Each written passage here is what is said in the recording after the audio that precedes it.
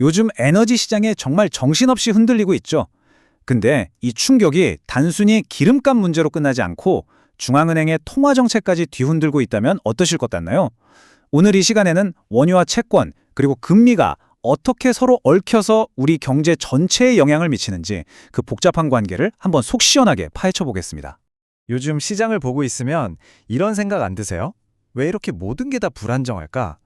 마치 주식이든 채권이든 원자재든 모두가 약속이라도 한 것처럼 동시에 막 요동을 치고 있잖아요. 말 그대로 변동성이라는 게 시장 모든 곳에서 터져나오고 있는 것 같아요. 자, 현재 시장이 겪고 있는 증상들을 한번 볼까요? 원유랑 미국 국채가 같이 널뛰기를 하고 있고요. 금리는 도대체 어디로 튈지 한 치 앞을 내다볼 수가 없어요. 게다가 이상한 건 달러는 계속 강세를 보이는데 대표적인 안전자산으로 꼽히는 금 가격은 오히려 뚝 떨어지고 있죠. 뭔가 모든 게 뒤죽박죽 완전히 엉망진창인 상황입니다. 이 모든 혼란 뒤에는 사실 자산 간전이라는 현상이 숨어 있습니다. 이게 뭐냐면 한 군데서 문제가 빵 터지면 그 충격이 전혀 상관없어 보이던 다른 자산들로까지 도미노처럼 번져나가는 걸 말해요. 오늘 우리가 풀어야 할 미스터리의 가장 중요한 열쇠라고 할 수 있죠. 좋습니다. 그럼 이 미스터리를 풀기 위한 첫 번째 단서부터 찾아보시죠. 바로 채권 시장입니다. 지금 채권 시장이 우리에게 뭐라고 속삭이고 있는지 한번 귀 기울여 들어보자고요. 와, 이거 한번 보세요. 미국 국채의 가격 빈감도라는 지표가 지금 빨간불을 켜면서 치솟고 있습니다. 이게 어느 정도냐면요. 작년에 시장 흐름이 한번 크게 뒤집혔던 적이 있었잖아요. 바로 그때 이후로 가장 높은 수치입니다. 이게 무슨 뜻이냐? 쉽게 말해서 채권 투자자들이 지금 완전 바짝 긴장하고 있다는 아주 분명한 신호인 거죠. 자, 가격 민감도, 컨벡시티라고도 하는데 말이 좀 어렵게 들리죠? 근데 별거 아니에요. 시장이 지금 금리가 앞으로 확 뛸지 아니면 확 꼬꾸라질지 정말 한 치 앞도 모르겠으니까 그냥 양쪽 극단적인 시나리오에 모두 대비하고 있다는 뜻입니다. 정말 짙은 안개 속을 걷고 있는 심정이라는 거죠. 지금 투자자들이 어떤 딜레마에 빠졌는지 딱 보이죠? 한쪽에서는 인플레이션이 다시 터져서 금리가 막 치솟는 시나리오가 있고 다른 한쪽에서는 아예 경기가 박살나서 금리가 뚝 떨어지는 시나리오가 있어요. 이 완전히 정반대인 180도 다른 두 가지 미래를 동시에 대비해야 하는 겁니다. 와, 이거 정말 골치 아픈 상황이죠. 비용도 훨씬 많이 들 거고요. 자, 그럼 미스터리의 다음 조각을 맞춰보러 가볼까요?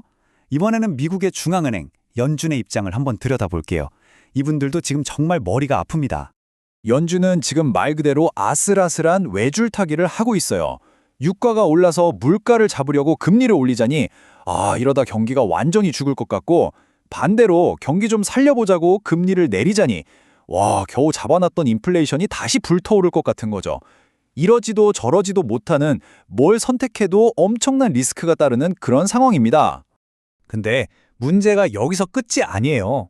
연준을 더 힘들게 하는 건 바로 지금 이 유가 안에 두 가지의 상반된 신호가 마구 섞여 있다는 겁니다. 하나는 물가가 더 오를 거야 하는 인플레이션 신호, 다른 하나는 경기가 나빠질 거야 하는 경기 둔화 신호. 이 두 가지가 한 통 안에 뒤섞여 있으니 연준 입장에서는 대체 뭐가 진짜 신호인지 가려내야 하는 어려운 숙제를 떠안는 셈이죠.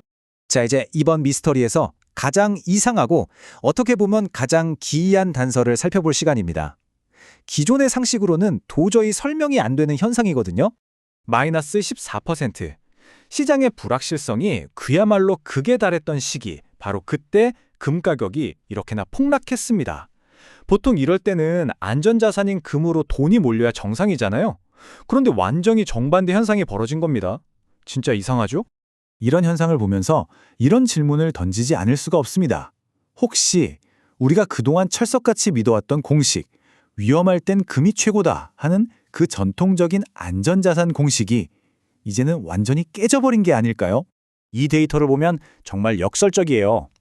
금값 자체는 뚝 떨어졌는데 시장의 불안감을 나타내는 변동성은 오히려 하늘 높은 줄 모르고 치솟았어요. 심지어 시장이 어느 쪽으로 쏠려 있는지를 보여주는 스큐 지표는 투자자들이 앞으로 금값이 더 떨어질 거라는 쪽에 돈을 걸고 있다는 신호를 보내고 있습니다. 이 말은 이제 금조차도 더 이상 안전한 피난처가 아니게 됐다는 거죠. 자, 좋습니다. 지금까지 우리가 여기저기 흩어져 있던 단서들을 하나씩 다 모아봤습니다. 이제 이 조각들을 맞춰서 미스터리의 정답을 확인할 시간입니다.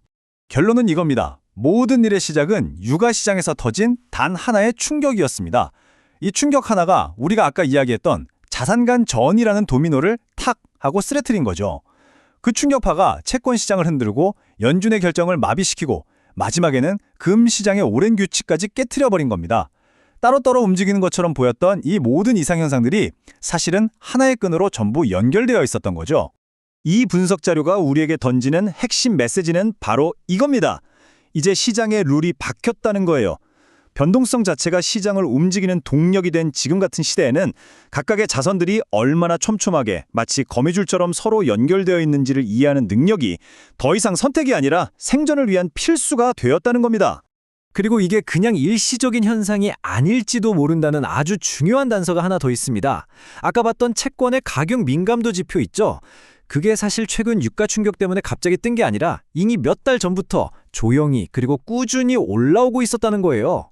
이게 뭘 의미할까요? 지금의 이 혼란이 어느 날 갑자기 툭 피어나온 게 아니라 꽤 오래전부터 물밑에서 차근차근 진행되고 있었다는 강력한 증거가 될 수 있습니다. 그래서 마지막으로 여러분께 이 질문을 던지면서 오늘 이야기를 마무리하려고 합니다.